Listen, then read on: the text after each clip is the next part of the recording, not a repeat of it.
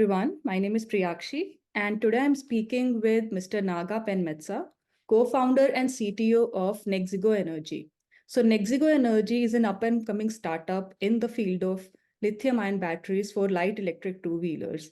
And in this conversation, we aim to understand from Naga what is their current offering, what is the approach they are working on, and what is their current market deployment and readiness. Hi, Naga. Welcome to EV Reporter Podcast.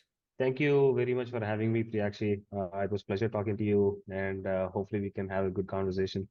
Yes, totally. Looking forward to it. So, Naga, to start with, if you could brief us about what you're working on and what are your current offerings? Sure. See, NexiGo started in 2020. You rightly said so. Um, this was right before COVID started. Mhm. And what happened during that time frame? We actually had a different goal in mind in terms of building an electric vehicle, to be very honest. And then we changed our focus towards battery segment just because, battery segment is something. There is a lot of gap in the market in terms of reliability and safety that we have observed in the market. So that is something that NexiGo has taken as a challenge to solve the problem of reliability and safety aspect. And then ever since that, we've developed some indigenous technologies, fully developed and tested in Indian markets segments. We have certified a couple of battery models for AS156 Amendment 2 certifications are already done. Our main focus is, like I mentioned, is the safety and reliability. That is where we shine. We see a lot of market pain points in terms of indigenizing the technology, especially in the battery management segment, and in terms of taking time in developing a battery product and launching that product to the market. We've seen plenty of our competitions actually are coming up with technologies which are not supportive for the Indian markets. Battery management system comes from somewhere else, and system integration becomes hard. So and then we've decided we are not going to do that. To really provide safety and reliability, we need to own the entire technology that goes into a battery pack solutions. That is why Mhm. we've decided to develop our own battery management systems. All the software and hardware is designed in-house. In fact, we are actually not only selling battery packs right now, we are also in the market in collaborative efforts with a couple of players for are selling our own battery management systems as well. These are already being proven in the market, and we specialize in system integration. We've actually helped a lot of OEMs in the field in trying to customize according to their needs, because every vehicle OEM has their own different set of needs and customizations they want. That is where we shine. We do full customization to our customers. So that is has been the primary focus for NexiGo since last a couple of years. We've also developed some technologies for fast charging solutions where you are actually able to charge a battery pack from 0 to 100% in 20 minutes of time frame without sacrificing the life. Hmm. So we've actually developed all these technologies in-house. Okay, that's good to know. So, what is the current market deployment like? We have a couple of battery models that are already in the market. For example, our Optimus platform, what we call it as an Optimus platform, the platform includes our battery management system, our thermal management, and our battery stack. So complete, we are a full stack battery developer company. So that Optimus platform has already been launched to the market. We have two players that are already using that in the vehicles right now. Mhm. And we are actually engaging a couple more players, couple of big players right now as I speak. So hopefully we'll announce it very soon who those two big players are. So these are already in the market in production right now. Right. And when you say that two players who are already using your solution, and these players are in which vehicle segment? Two-wheeler segment right now. Okay. Right, right. Right. Okay. So, in terms of manufacturing setup, so how are you going about it? What is the current scale, and is it your manufacturing, or is it like a contract manufacturing arrangement with another company? We have a mutual agreement with a contract manufacturing company based out of Hyderabad. Okay. At the moment, because our volumes are slightly bit lower, we are actually, because we have two customers right now that we started deploying our battery packs to them. We've decided to start with the contract manufacturing because of the capital needs and gains that we have. So we have decided to do the contract manufacturing initially because we specialize in R&D. We want to focus on that more, give that manufacturing piece to at least for the first 1.5 year to keep the ball rolling to somebody else who specializes in battery manufacturing.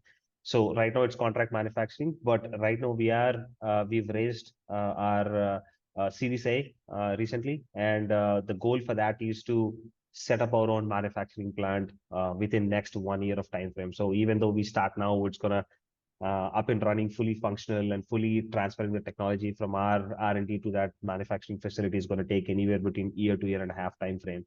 So we've raised money for that. So we are going to go into our own manufacturing maybe in year or a year and a half from now. Okay. So now coming to the battery packs you are manufacturing, can you tell us a bit about the cell chemistry that's going into these packs? Sure. So right now, the Optimus platform is completely built on NMC technologies right now. There is a lot of misconception in the industry about NMCs being not the safest in the market, but that is absolutely not true. See, there is if there is a thermal event happens, regardless of it's an NMC, LFP, no matter what chemistry you go in, you cannot stop that from happening. Once the thermal event happens, there is no way to stop it. No fire extinguisher can stop it. You can control it. In the LFP platform, there might be the triggering of that mechanism might be slower. So that is why it actually feels safer to a lot of people, but that is not true. But because of the energy density advantages that you have with NMC technologies, we've decided to start with NMC technologies. So far, we've already proven to the market that our battery packs are fully safe to utilize it. We've already passed with flying colors the AS156 certification, our cell-to-cell propagation, that testing that goes on in the AS156 certifications, and reliability and high power needs that are typical two-wheeler needs for especially for high-speed vehicles, and also our Indian ambient conditions, right? They're brutal. So we've taken all of that into account, and I'm very proud to say that we don't ship any battery packs without thermal management in it. That is our goal. We take thermal management very, very seriously. We do plenty of testing in-house and field testing before we launch the product. If you look at it, see, we have only two products since last 3 years. We've been working on only two products. That actually shows how much time we actually spending while validating our product to our customer needs, customizing to our customer needs, and it takes time. Building a battery is not that easy. No, of course. So, will the batteries been tested for things like nail penetration test, the more intensive tests for safety? Absolutely. They have been went through the nail penetration test. They have been went through the typical AS 156 certification process of Okay. heating up the cell. So that all has been went through and it's fully certified. And we've done a lot of internal testings, drop testing, vibration testing, impact testings, and we do a lot of simulations and real world testings as well. So that's everything has been done. Okay.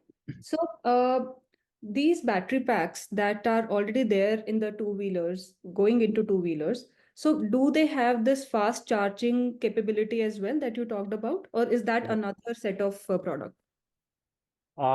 Initially, when we started this fast charging technology, we've started with still in the NMC chemistry. We are actually able to do a 20-minute fast charging, but that's a completely different product. The cell that we are using in there is slightly bit different. And the battery management that is being used in that is slightly bit different because you're talking about a lot of current that we have to push into this battery pack. So it is a different platform. What we call it is a Vivid platform. So Vivid platform is the one that you can charge from 0 to 100% in 20 minutes of time frame. Thermal management is again different. Again, that also has a thermal management technique that we use, which is more effective for that high charge rates. Because there is no magic when you're trying to push that much of current and pulling that much of current out, heat is going to get generated. So that's why in this Vivid platform, the thermal management technique is slightly bit different. But the platforms that we're doing are fully customizable and they can be configurable to any energy needs. So Vivid is ultra fast charging or Correct. faster charging. So Correct. it is the thing, something like what Exponent is doing, right? Very, very similar. Compare, yeah. Correct. Very similar to that. But where we differentiate with Exponent is that the amount of charging current that we're pushing is relatively smaller compared to what they're doing, because they're focusing mainly on the three-wheeler segment, and we are focusing mainly on the two-wheeler segment. Mhm. The other thing about our technology is that if you look at Exponent's connector, again, it's off standardization. It is a much more larger connector because they're pushing a whole bunch of current through the videos I heard. They pushed around 500 to 600 amps of current through that. But in a two-wheeler segment, we don't need that. So Type 6 connectors fits very, very well, and it is physically compatible and can go into any electric two-wheeler very, very easily. But Exponent's connector cannot be put in a two-wheeler because it's big, right? So that's where the differences come in. We use a different thermal management than theirs because they actually use active cooling, but here we use passive cooling. So you don't need active cooling in the two-wheeler market segment specifically to still achieve that 20-minute fast charging. We still give 5 years warranty, and we still give 1 lakh kilometers of warranty on the Vivid platform. Okay. And it is slightly bit cheaper compared to Exponent's battery pack solution if you go with the Vivid solution. Right. And this Vivid solution, this fast charging solution is again compatible with Type 6 connectors, correct? Absolutely, absolutely. That is correct. And is this solution in the market as of now? Vivid? Correct. Yes, Vivid is actually going through the live testing right now. We've actually are going for AS156 certification for the product within next couple of months of time frame from now. It is not AS156 certified right now. We are actually engaging a couple of customers. We've already delivered a couple of samples to a three-wheeler company. Like I mentioned, this is a highly scalable platform. Initially, we've designed for a two-wheeler market segment.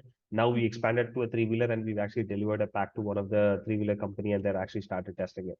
Okay. So once the field validation is done, we'll go for certifications. Okay. So this is under third-party validation right now. That is Okay. correct. That is correct.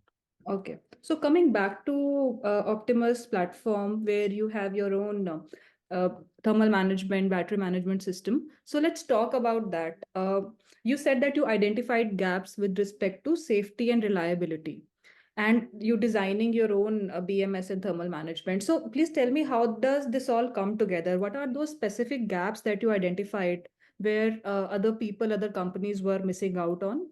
And how do you address it in your solution? Right. See, owning the battery stack is very, very important. One of the key points that a lot of companies miss is that if we go with a standard sheet of saying, hey, I need this type of a battery and these are the specifications for that.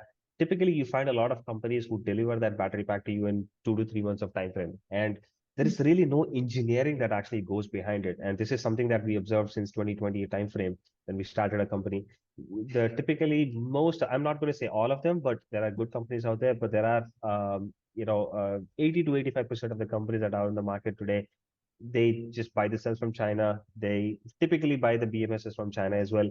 They put it together, no understanding about, what are the cell gappings you need, what kind of an architecture you need, what kind of a wirings that you need. There's a lot of inefficiencies go inside because you don't own the technology. You don't think about what are the repercussions of that by importing all these technologies from outside. Typically, what happens in the market is it works well for the first 2 to 3 months of time frame once you buy the battery packs from these companies, and then now you started to face the problems, right? In terms of, hey, I'm not getting, I used to get 80, 90 kilometers odd range right now, but all of a sudden my range went down to 50, 60 kilometers. What happened within this 3 months of time frame?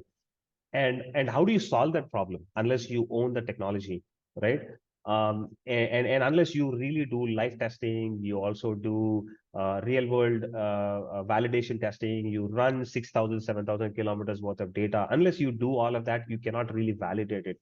So, when somebody is coming out to you and say, I have a battery pack that can be done in 2 to 3 months of time frame, my recommendation to OEMs is please be careful. Do your tech validation. properly, and make sure that the company can do it, and make sure what they have done before. So do all that tech evaluations before you choose a proper battery company. And that is where we come in, is we've spent almost 3 years of time frame in terms of proving our technology. We've spent our time, we've fully validated our safety aspects, we fully validated our range. In fact, we have few customers that has been running our battery pack since last 7 to 8 months now. And so far, of course, I'm not going to over exaggerate and say we have no issues. Of course, when you try to acquire a new customer, they have their own set of requirements. We have to go customize this. We have to tune our battery packs to that. And that is one of the pain points. See, you typically, if you don't own the technology, these OEMs come with different set of requirements and different set of software needs and different set of hardware needs. Sometimes you'll be surprised that as a battery company, we have to educate them that batteries can do this, battery cannot do this, right? And at the same time, some of the architectures that we built across may not be compatible with their vehicles that they're putting together. So that education, that closed loop system between an OEM to a battery manufacturing, and they have to be married together very well. Otherwise, you will face plenty of issues in going forward. And that is the kind of support that we provide as an organization. Is we sit down with our end clients, we make sure we ask their vehicles. Typically, we don't ship, to be very honest, we every customer of ours, we ask them, hey, can you give your vehicle to us? And so far people have been nice enough to ship their vehicles to us, and we sit down, we fully validate it, we fully test it, and we make sure that hardware and software is compatible with that. Then once we feel happy, then we send our battery packs to our customers and then let them do their testing after that. So these are the market gaps we observed. See, unless you hold customers' hands, sometimes you are not sure how your battery pack will be handled in the market, right? And without having that visibility, a lot of abuse happens and a lot of safety events will happen. So that's why individually as a customers, as a company, we need to understand our customers very well and their products very well. And unless we have that knowledge of the end design or end vehicle that this battery packs are going in, you will always end up having issues. Right. So when it comes to designing your BMS, what are the factors, what are the design and technical aspects that you took special care of? Safety features, of course. See, our battery management systems, we actually have a couple of different versions. We have both, automotive grade and also the industrial grade battery management systems. See, there are set of customers that, because of the cost competitiveness in the market, some request, industrial grade, and some customers ask for automotive. So we have both solutions ready. The software stack that goes behind this battery management system is exactly the same. The safety features, the reliability aspect are exactly the same. Cost wise, they might be slightly bit different, but the care that we have taken is again the validation process. All the software that we have written so far, because we have full control over it, we have done full validation and full software level testings. We have done completely developed in-house. Even the test protocols that we have developed in-house, we've fully validated that battery management systems in-house, and that is what we specialize in. And in terms of again, different customers need different things. We have all the safety precautions, like you name it, like over voltages, under voltages, short circuits, and all these things. We are fully covered on those aspects. And the other different thing that we did is also that we have a couple of different safety levels that we put into our hardware and software. Even if any one of the primary safety features fails, we have a secondary protection. For example, if software breaks, we still have a hardware to protect it, and if hardware breaks, we still have the software to protect it. So we have two different levels of safety protections in our battery management systems that would, even if it's like a fail-safe mechanism. So if one fails, you have other to protect. Okay. And with respect to designing the battery packs, there is when you are designing, at that point you have to consider that once you go into mass production, you make the whole process smooth and easy. So what are those design aspects you consider to ensure easy mass manufacturing? Great question. See, one of the things that I'll give you I'll start with explaining about what advantage that we have in terms of the pack we did. See, we take energy density very, very seriously. If you take our current, we've actually made battery packs that are almost 185 watt hours per kg in the NMC platform on a pack level, which is unheard of in the industry. So we've actually achieved very, very high energy dense packs. To achieve that higher density, you have to do a lot of engineering. Even if you miss a single point, the pack ends up being very heavy and whatnot. And that is what we do. And in terms of mass manufacturability, what we have done in the market right now is we've actually eliminated a lot of unnecessary things, unnecessary manual work that actually goes into battery manufacturing. Typically, you go in any battery manufacturing facility, you see a lot of individuals sitting on the benches and trying to doing a lot of soldering work. We've eliminated 75% of the wiring that you actually need inside a battery pack. The more wires in it, the less reliable the battery pack it becomes. Because the more wirings you have, more manual work, the more chance of mis-soldering or manual errors could happen. So taking all of that account, we've actually eliminated 75% of our wiring that is typically needed in a battery pack. So that is one of the advantages, and that actually helped us in mass manufacturing. And in terms of assembly process, right, there's a lot of steps involved in an assembly process. How do we put that assembly process in a proper way so that there is no stoppage in between? So we've actually designed our enclosures. We have designed our the internal structures of the battery pack in a way that it actually flows through flawlessly. So less number of manual steps, and at the same time, I'm not saying that we are fully automated, but we've actually eliminated a lot of manual steps in our assembly process. That actually helped us in speed up our production process. Okay.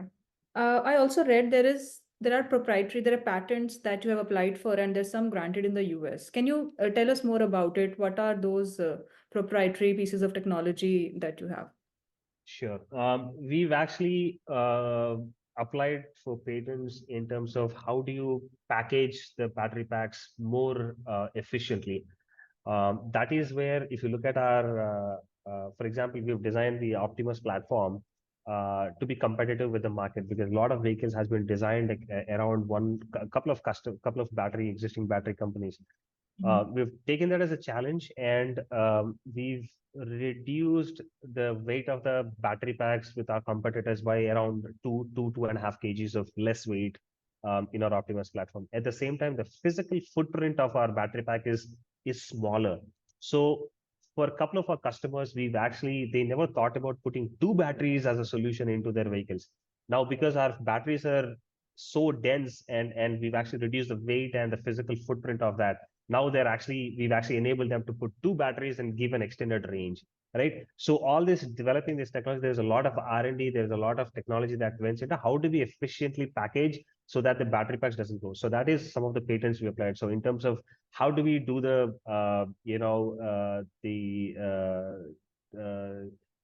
wire bonding technique that we are using is something unique in us. And at the same time, the bus pass we are using is something very different from our customers.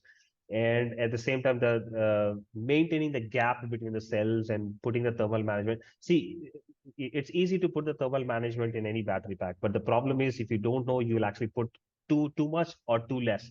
Both of them is not good for anybody. So that is the engineering work we did. And at the same time, the algorithms that we've developed for our battery management system, our state of charge, state of health algorithms are one of the very accurate in the market today.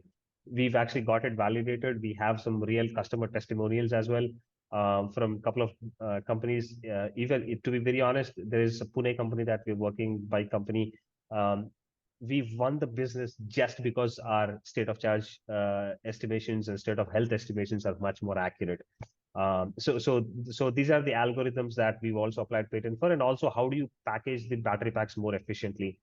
So there is a lot of design aspects that went in. So we've applied for utility and also for design patents. Right. So I think I'll come to my last question. If you could give us a brief about the research and development capabilities of your team, maybe including your background and the background of other members who are involved in technology development. Absolutely. So I come in from a complete electronics background. I lived in US for a little over 15 and a half years. That 15 and a half years. I graduated from Cal State Northridge, and worked in the electronics industry, developed products, designed electrical, batteries, chargers, and I also worked in mixed signal design. So I bring in a lot of expertise in hardware and software designs to our company. And at the same time, we have a very strong team in Hyderabad. We have 3 PhDs right now in our office that are specialized in different things. We have one PhD candidate. His whole goal is to research on the material science and thermal management and packaging this battery pack. So he's a mechanical engineer from IIT Bombay. And we have another PhD candidate that actually helps us out in the battery algorithms, that state of state of charge. And also we are developing something called a digital twin technology. So we've actually replicated the exact performance of our battery in a digital format that actually helped us in moving to market much more faster. So his goal is to efficiently tune that algorithms depending on the customer needs.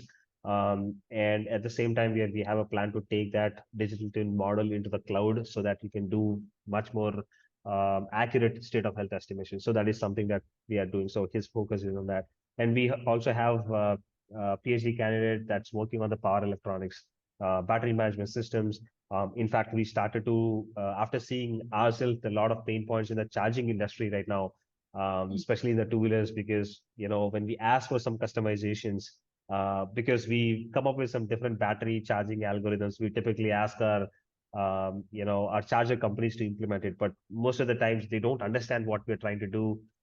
That customization has become very, very pain point. So we've decided to do our own battery charger along with our charger. So soon enough, we'll be launching our own NexiGo's branded chargers as well going into the market. So these are our team capabilities that we have right now. So we have different set of highly skilled guys that we have in our company that are leading these efforts. Okay, I think that's it. Thank you so much, Naga,